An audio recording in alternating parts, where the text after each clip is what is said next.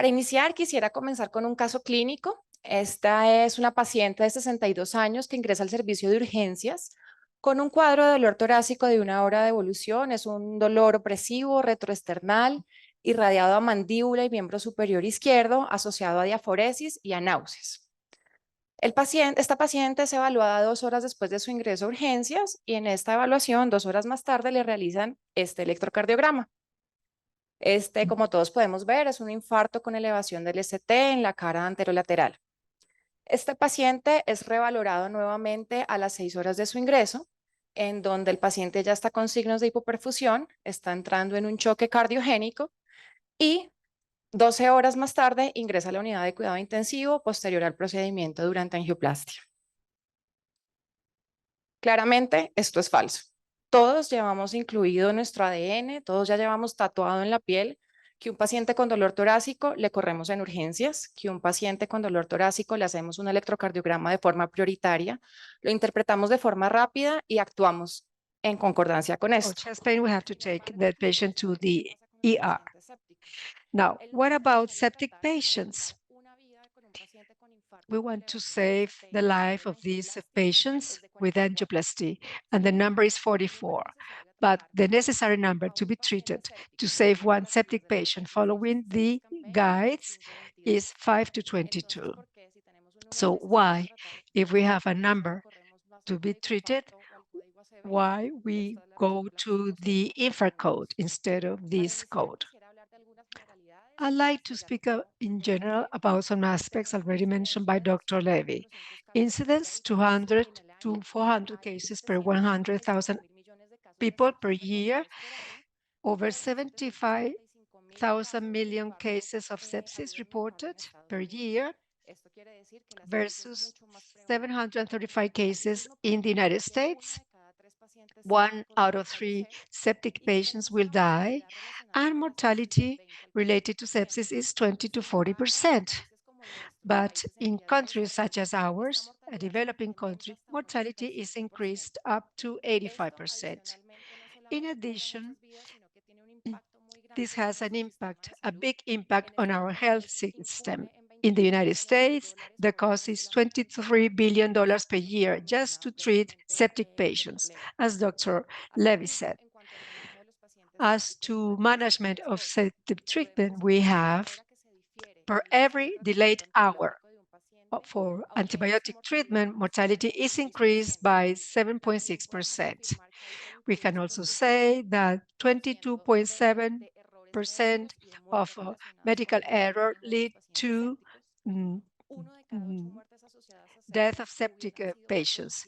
1 out of 8 deaths could have been prevented. La reducción de la mortalidad alcanza hasta un 40% cuando se siguen las guías del Surviving Sepsis Campaign. En cuanto a la mortalidad intrahospitalaria, podemos decir que la más importante está relacionada con los pacientes sépticos. Entonces, quisiera además contarles que dentro de los pacientes sépticos están más asociados a pacientes con tumores sólidos, con enfermedades oncológicas hematológicas y con enfermedades cardíacas crónicas.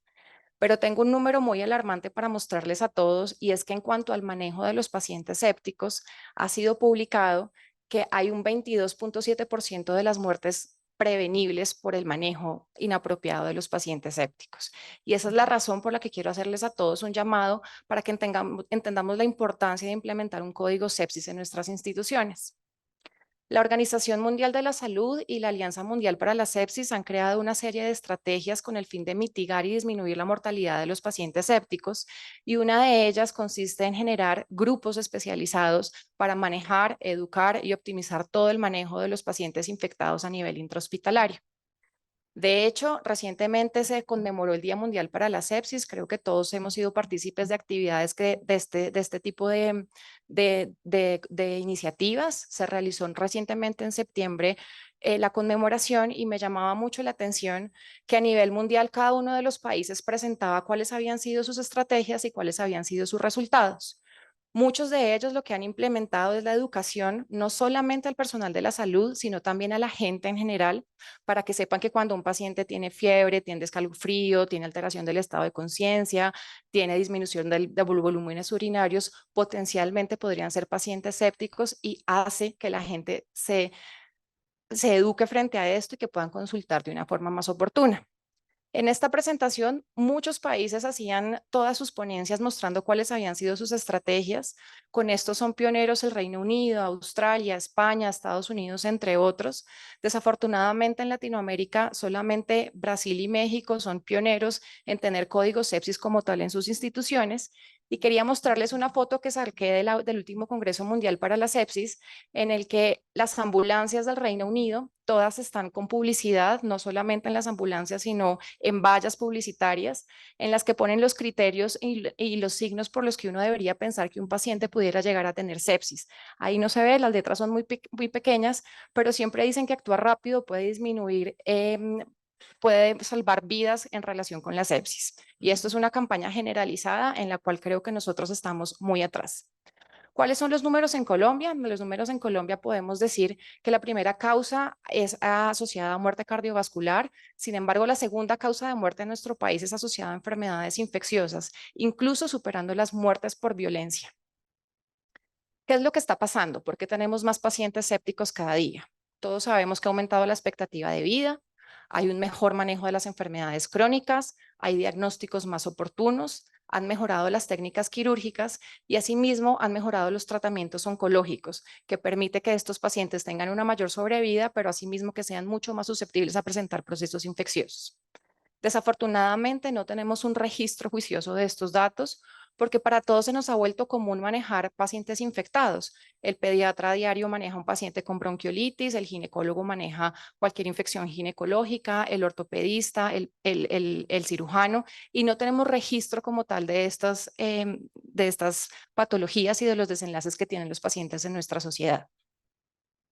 Hay muchas patologías tiempo dependientes, como todo bien lo conocemos. Dentro de esas tenemos el código infarto, el código ACV, el código politrauma, pero la sepsis, a diferencia de todas estas otras patologías que vemos en colores, no tiene una clínica tan clara. Un código infarto y un código ACV tiene una clínica inequívoca que todos podemos reconocer de una forma muy sencilla. A nadie se le escapa ya un dolor torácico en la gran mayoría de las instituciones en urgencias. Sin embargo, la sepsis tiene una clínica muy larvada, muy diferente en cada uno de los pacientes, que hace que sea un reto muy grande identificarla de forma precoz. Entonces, ¿cuál es el reto con un código sepsis? A diferencia del código infarto y del código ACV, estos son códigos netamente reactivos, es decir, ya a nadie en urgencia se le pasa a un paciente con una hemiparesia, con desviación de la comisura labial y con disartria. Todo el mundo lo identifica de forma muy precoz y actúan de forma reactiva frente a estos síntomas. ¿Qué es lo que pasa entonces con el código sepsis? El código sepsis se diferencia en que es un código netamente proactivo. A estos pacientes hay que ir a buscarlos, hay que pescarlos, hay que buscarles la infección hasta el fondo para estar completamente seguros que estamos dándole un manejo oportuno. No es un código reactivo, sino que por el contrario es un código netamente proactivo. Como le decía previamente el doctor Levy, es diferente, no para todo el mundo puede ser la misma receta de cocina de las guías. Sin embargo, tenemos que tener en cuenta que para cada uno hay que individualizar los casos. Las manifestaciones y signos clínicos son muy diferentes, teniendo en cuenta diferentes características de cada uno de los pacientes, como son el estado inmunológico del huésped, la edad, las comorbilidades, los fármacos previos, pacientes inmunosuprimidos, recibiendo quimioterapias, pacientes trasplantados. No son los mismos pacientes que nosotros podemos identificar de forma generalizada. Es por esto que se han creado múltiples escalas que creo que ya todos conocemos y no es el objetivo de la charla hablar de cada una de ellas. Solamente quisiera resaltar que el NEWS2 de momento es una forma muy fácil y muy clara que nos permite pescar de una forma oportuna a los pacientes con infecciones tanto a nivel hospitalario como a nivel de urgencias.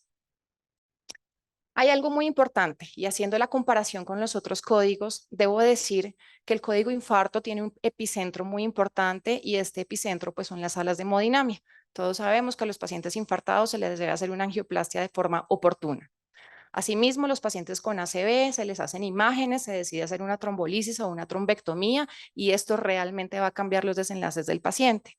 Sin embargo, el código sepsis, a diferencia de los anteriores, tiene un epicentro en todas partes, entonces el paciente séptico llega por urgencias, pero el paciente séptico también está hospitalizado en pisos generales, también es el paciente que está en la unidad de cuidado intermedio, en la unidad de cuidado intensivo, y que no solamente abarca a un grupo específico de médicos, sino que incluye pediatras, cirujanos, ginecólogos, ortopedistas, y esto hace que el reto sea aún mayor, y esta es la razón por la que no hay tantos códigos sepsis instaurados en Latinoamérica.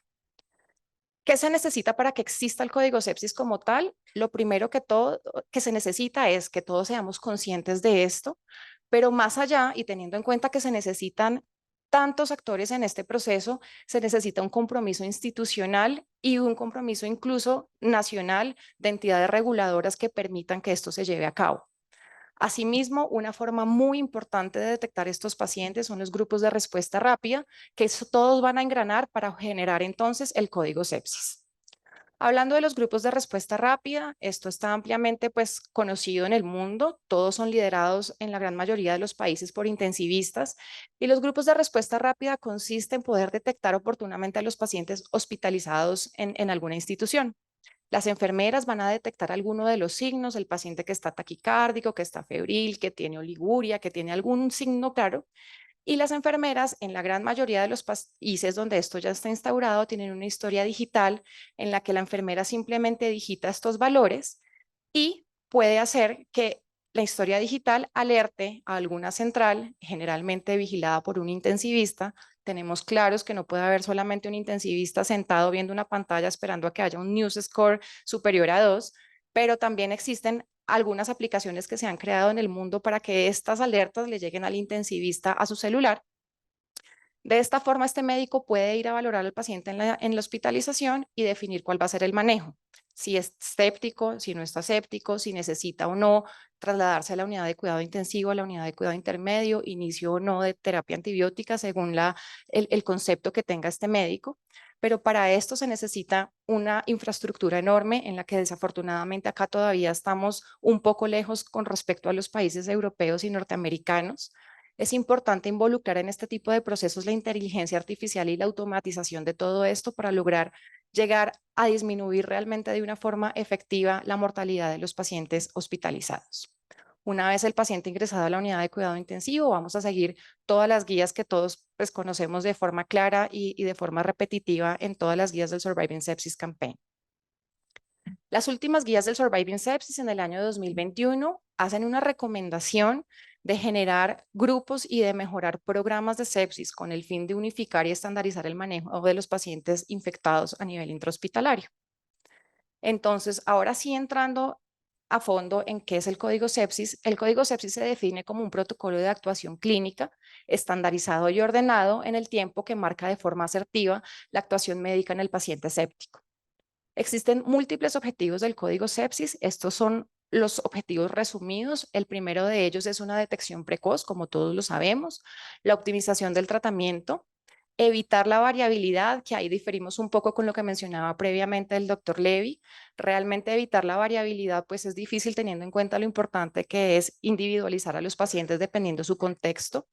Asimismo, definir la gradación de la asistencia, es decir, si el paciente puede continuar hospitalizado en piso o si por el contrario necesita una monitoría mucho más exhaustiva. Hacer un programa de divulgación y formación para que todo el hospital esté alineado con el código sepsis, obviamente con un grupo que lo lidera, y hacer una evaluación de los resultados para asimismo poder hacer una retroalimentación a todo el equipo. Este es un equipo compuesto por muchas personas, generalmente es liderado por médicos y enfermeros de la unidad de cuidado intensivo y grupos de emergencias en asociación importante con los infectólogos, pero es una empresa grandísima que se forma cuando se genera el código sepsis. Por ejemplo, en muchos países lo que ocurre es que los hemocultivos, por ejemplo, un paciente llega a tomarse un urocultivo por consulta externa, se lo toma y tenemos una sospecha de un paciente con código sepsis en urgencias. ¿Qué es lo que pasa? Se procesan estos cultivos en un mismo tiempo. La idea es que cuando nosotros activemos un código sepsis, sean priorizados todos los cultivos y todas las muestras de los pacientes que están involucrados en el código como tal. Este es un paralelo del código infarto y del código sepsis que quería mostrarles, pero funciona realmente de una forma muy similar, en el que tenemos una sospecha, una evaluación, una activación y unas metas de cumplimiento. Existen varias fases. La primera de ellas es la detección. No me voy a centrar en ellas, La segunda de ellas es la activación. Quisiera tener claro y que todos sepamos que hay algunos criterios de exclusión. Por ejemplo, estos son los criterios de exclusión de la Sociedad Española del Código Sepsis. Ellos tienen por fuera a los pacientes con limitación del esfuerzo terapéutico, aquellos con un déficit cognitivo severo o aquellos con enfermedades terminales. Muy debatido, la idea no es debatirlo en este momento, pero quería mostrarles algunos criterios de exclusión. Una vez se han evaluado todos estos parámetros como la saturación de oxígeno, la temperatura, la hiperlactatemia, se define si el código sepsis se activa. Cuando el código sepsis se activa, todo el equipo de sepsis va a iniciar este manejo que, como les dije, no puede ser la misma velocidad en la que se procese un urocultivo del paciente ambulatorio que del paciente con un código sepsis activado, y no va a ser la misma velocidad en el despacho, por ejemplo, de medicamentos como antibióticos. Tienen que ser priorizados y por eso se requiere una infraestructura y un grupo humano muy grande para lograr conseguirlo. Tercero, debe haber un control del foco y manejo hemodinámico. Entonces se va a iniciar un manejo antibiótico empírico, toma de cultivos, drenajes de foco infeccioso, optimización de la volemia, oxigenoterapia, y debe haber una evaluación de la respuesta como tal. Asimismo, si el paciente persiste con disfunción orgánica, pues se va a definir si se traslada o no a la unidad de cuidado intensivo, el inicio de accesos vasculares y todo lo que nosotros sabemos hacer y lo que realizamos en nuestra práctica clínica. Esta es como tal la cadena de supervivencia en forma de resumen: detección, control del foco séptico, lo que mencionaba el doctor ayer en su charla, inicio de manejo antibiótico antes de 1 hora por toda la evidencia que nos mostró previamente, mejoría de la volemia, monitorización, ajustar las resistencias vasculares, teniendo en cuenta que todo esto está relacionado con por la posibilidad de sobrevivir de este paciente. Este es uno de los algoritmos españoles que existen del código sepsis, en el que realmente reafirmamos los tiempos que se habían mencionado previamente en cuanto a la evidencia de 1 hora de inicio de terapia antibiótica versus 3 horas versus 6 horas. En conclusión, podemos decir que debe haber un liderazgo, siempre debe haber un equipo que lidere como tal el grupo de código sepsis, debe haber un protocolo estandarizado, si bien va a tener muchas variaciones dependiendo cada uno de los contextos del paciente, debe haber un protocolo como tal, formación y educación a todo el hospital, registro, análisis y de indicadores, de procesos y de resultados. ¿Qué dice la evidencia? Creo que muchos de los artículos se fueron mencionados en la charla anterior, sin embargo, quisiera mostrarles algunos de forma rápida. Este es un artículo muy interesante, esto fue en el estado de Nueva York, esto surgió en el año 2013, a raíz que un niño de 12 años tuvo una sepsis de tejidos blandos, consultó 2 veces y las 2 veces fue devuelto a su casa. En su tercera consulta, el paciente presenta un choque séptico por un estreptococo piógenes y el paciente fallece. A raíz de eso, los papás de este niño hacen una campaña mediática enorme en el estado de Nueva York, y a raíz de eso empiezan a haber una serie de regulaciones que el doctor Levy nos mencionó previamente. Hay una cantidad de regulaciones en las que le exigen a todas las instituciones de salud de Nueva York registrar y dar indicadores claros de cómo les va con el manejo de la sepsis. Se llama The Error Risk Campaign. Este estudio muestra 185 hospitales con 91.357 pacientes, y lo que hace es comparar la adherencia al bundle a las 3 y a las 6 horas una vez se establece todo esto que les acabo de contar de la campaña mediática y de la exigencia como tal del estado de Nueva York. Una vez realizado esto, hay un aumento en la adherencia de los protocolos de una forma estadísticamente significativa, y asimismo hay una reducción de la mortalidad del 28.8 al 24.4%, siendo estadísticamente significativa. Sin embargo, no todos los resultados son iguales, hay algunos estudios que difieren en esto. Por ejemplo, este es un estudio que se realizó en Alemania, en el que evaluaron antes y después de haber iniciado el protocolo Código Sepsis. Se incluyeron 74 hospitales desde el año 2016 hasta el año 2018, y desafortunadamente no hubo diferencia. ¿Cuáles fueron las razones y cuál fue el análisis que se hizo a raíz de esto? Habían muchas barreras de tiempo, déficit de personal y ausencia de participación de departamentos. Es por esto que hacía previamente la salvedad que esto no puede ser una iniciativa netamente o de infectólogos o de intensivistas o de emergenciólogos. Esto tiene que ser algo mancomunado y algo en el que todos estemos engranados trabajando hacia un mismo sitio, y en el que nadie se puede salir de esta activación del código. Sin embargo, hay muchos otros artículos y los voy a pasar un poco rápido porque varios de estos ya se mencionaron.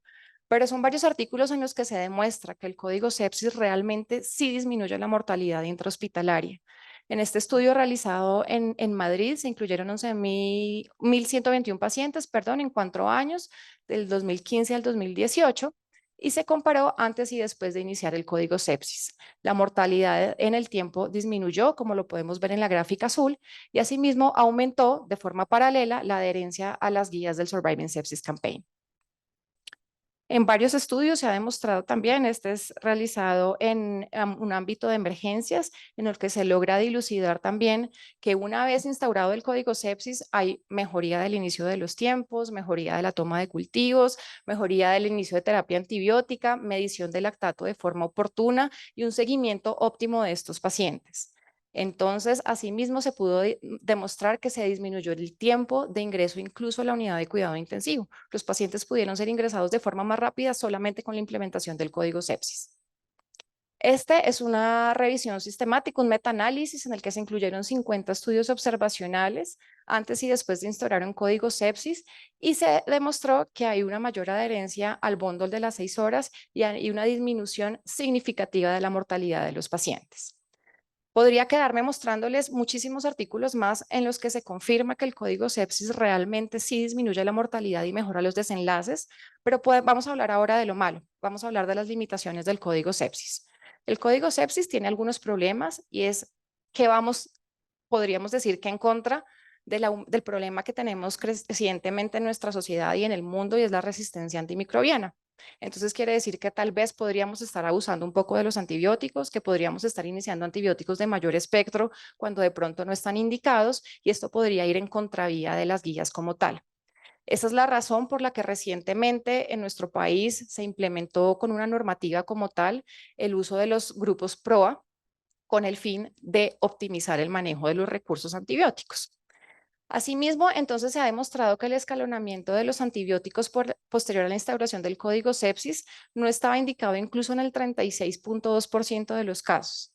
Habían también criterios insuficientes para la activación del código como tal. El SIRS puede ser desencadenado por muchas patologías que no necesariamente son pacientes sépticos y que nos pueden llegar a confundir y podemos sobreactivar el código como tal. Y se ha demostrado también que en algunas ocasiones pueden haber falsos positivos muy altos que incluso alcanzan el 37.8%. Otra amenaza que tenemos ahí son las infecciones por clostridioides por el abuso de los antibióticos, pero esto no quiere decir que esté mal utilizar el código sepsis. No quiere decir que esté mal iniciar una terapia oportuna. Lo que está mal es no desescalonar los antibióticos o no retirarlos de forma oportuna. Muchas veces uno llega y dice, ay, pero ¿por qué el de anoche le empezó antibiótico? No, no estuvo mal. Su tarea ahora es definir si lo va a dejar o si lo va a simplificar de acuerdo a cómo continúe el paciente. Entonces son muchas las guías, sale una guía nueva, sale una recomendación nueva, que 3 horas, que 6 horas, que 1 hora. La gente está tratando de hacer una medicina un poco a la defensiva por el miedo que al otro día le digan, pero ¿cómo así? ¿Cómo se le ocurrió no empezar el antibiótico?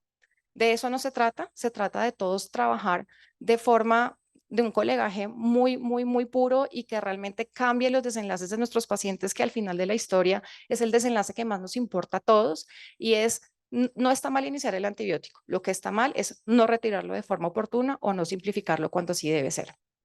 La importancia de los grupos PRO o los stewardship, que ya están ampliamente conocidos en el mundo. Y el gran reto que tenemos es mantener la motivación del equipo. Siempre que hay una nueva iniciativa, todo el mundo está muy contento, todo el mundo está muy adherido a las guías. Sin embargo, con el tiempo, esa adherencia y esa emoción va empezando a declinar. Eso está también claramente demostrado. Pero lo importante es alcanzar la implementación del código sepsis y mantenerlo en el tiempo. Asimismo, quisiera resaltar que el síndrome post-sepsis es un síndrome que cada vez se ve más frecuentemente, y de nada nos sirve sacar a nosotros pacientes vivos de una unidad de cuidado intensivo si estamos sacando gente que no puede volver a trabajar, gente deprimida, gente sin masa muscular, gente incapaz de volver a ser útil para nuestra sociedad. El reto de nosotros es, al instaurar un código sepsis, disminuir la mortalidad, pero de esta misma forma devolverle gente útil a la sociedad para que pueda recuperar su vida como tal. En conclusión, podemos decir que el fortalecimiento de grupos de respuesta rápida a las instituciones es crucial para el diagnóstico oportuno a nivel intrahospitalario. El código sepsis es una estrategia prioritaria en países en vía de desarrollo. Se requiere compromiso de muchas partes como entidades gubernamentales y gestores para lograr su implementación. Se requieren scores de mayor sensibilidad. Ahorita tenemos uno que nos está funcionando muy bien, que es el News 2. Sin embargo, podríamos llegar a pulir esto con el tiempo. Y debemos reforzar la educación al personal asistencial en el reconocimiento de la sepsis y en el uso racional de antibióticos. Muchas gracias.